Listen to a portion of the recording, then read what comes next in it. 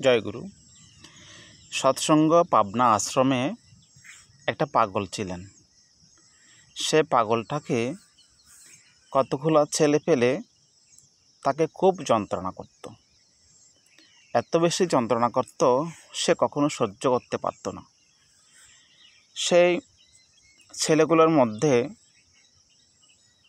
একটা ছেলে খুব দুর্দান্ত এবং খুব চতুর।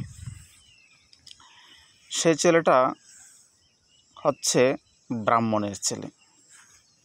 সে ব্রাহ্মণের ছেলে সে পাগলটাকে যখনই একা পেত, তার সঙ্গমঙ্গ সবাইকে নিয়ে সে পাগলটাকে জ্বালাতন করত।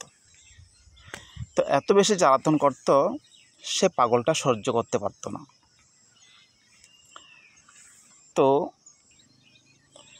একদিন সে পাগলটাকে একা পেয়ে সে ব্রাহ্মণের ছেলে কি করলো, তাকে যন্ত্রণা দিতে শুরু করলো। এত বেশি যন্ত্রণা দিচ্ছে, সে সহ্য করতে পারছে না। সে খুব কান্নাকাটি করছে। তো যন্ত্রণাগুলো দাঁড়িয়ে দাঁড়িয়ে দেখছেন সে নফরদা সে সহ্য করতে না পেরে সেই ব্রাহ্মণের ছেলেকে একটা চর মারলেন। চর মারার সাথে সাথে সে ব্রাহ্মণের ছেলেটা কান্না করতেছে,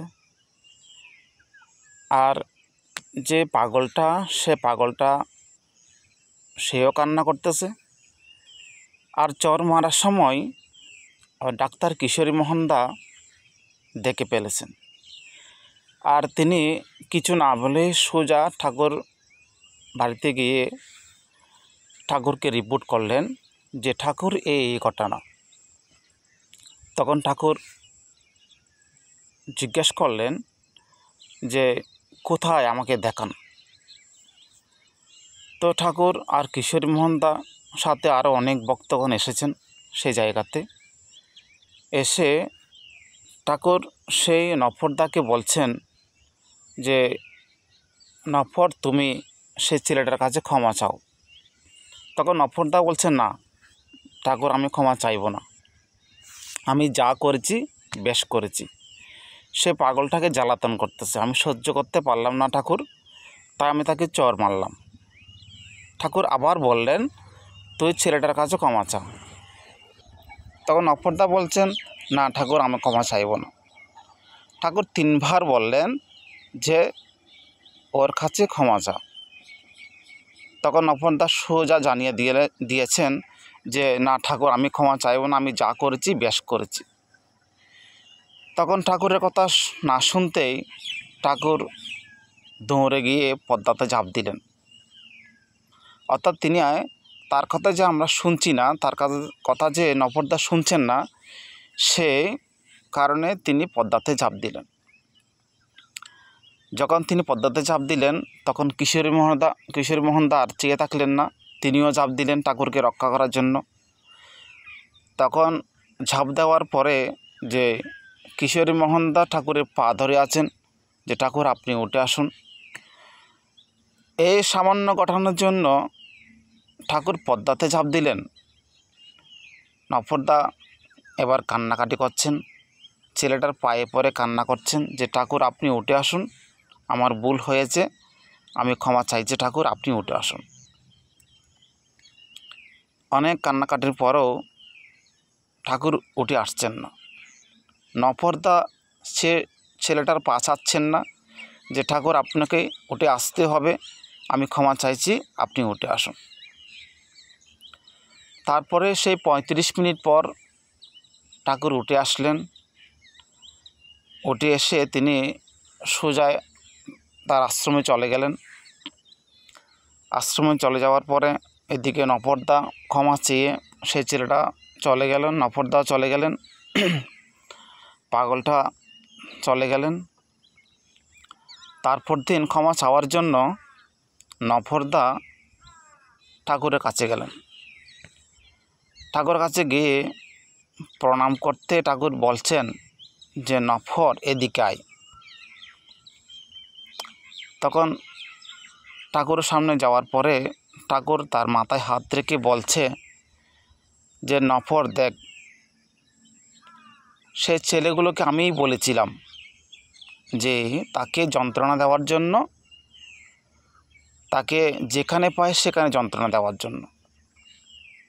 কারণ তার বডিতে যে একটা সমস্যা হয়েছে, তাকে যদি যন্ত্রণা দেওয়া না হয় তাহলে সে অনেক আগেই সুসাইড করে মরে যেত। তাই আমি ছেলেগুলোকে লাগিয়ে দিয়েছি যাতে সে ছেলেগুলো তাকে যন্ত্রণা দেয়, আর যন্ত্রণার মধ্য দিয়ে সে পাগলটা এখনও বেঁচে আছে। তো আমি তোকে একটা কথা বলি যে আমার সৎসঙ্গ আশ্রমে তথা এই বিশ্বে আমার ইশারা ছাড়া একটা গাছের পাতাও নড়ে না, এটা মনে রাখবি। তা আমি ঘটনাটা এই জন্য বললাম, আজকে খুব ভোর সকালবেলা আমি এদিকে আসলাম, যে সকালে নামদিয়ান ইষ্টবিধি প্রার্থনার পরে আমি ঘর থেকে বের হলাম। বের হয়ে আমাদের বাড়ি থেকে প্রায় ½ কিলোমিটার 1 কিলোমিটার দূর হবে। সেখানে একজন লোক যে উঁচু থেকে নামতে গিয়ে মোটর সাইকেল নিয়ে পড়ে গেলেন।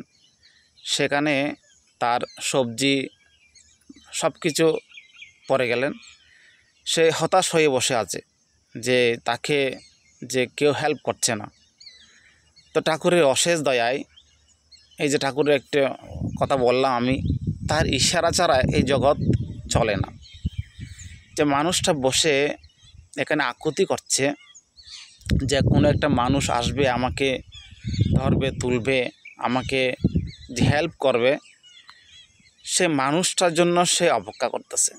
আর ঠাকুর প্রার্থনার পরে আমি একদম সোজা এদিকে চলে আসলাম। এদিকে আসার পরে দেখতেছি মানুষটা মোটরসাইকেল নিয়ে দাঁড়িয়ে আছে, আর সবজিগুলো রাস্তার মধ্যে ছিটা হয়ে আছে।